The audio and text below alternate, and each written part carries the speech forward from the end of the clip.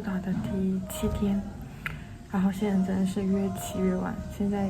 今天是骑的最晚的一天，然后我现在才来吃中午饭。今天中午饭是在济州岛西边的海边的一家餐厅吃烤鱼。这家餐厅有2个菜单，一个是猪肉，一个是鱼。那我点了鱼的，就烤鱼的。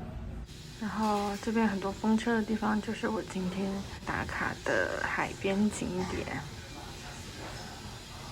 这边是一条海岸路，今天就在很多风车这边打卡之后呢，就沿着海岸路一直开回去的这个计划。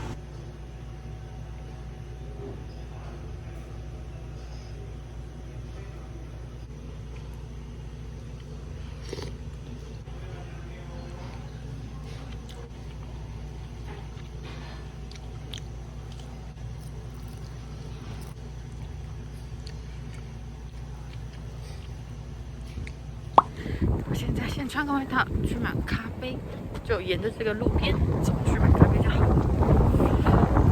我觉得济州岛很好的一点是怎么样？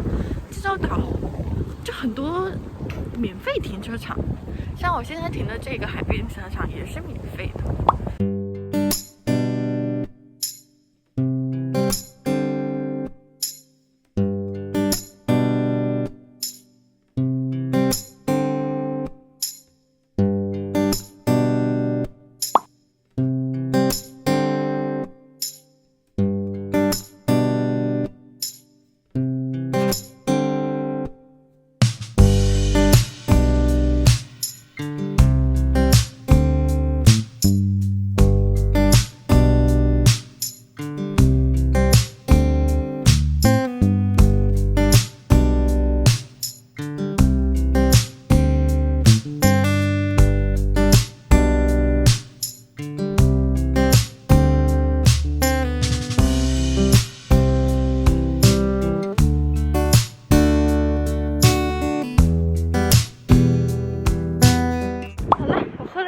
咖啡坐着玩了一会手机，然后现在准备去。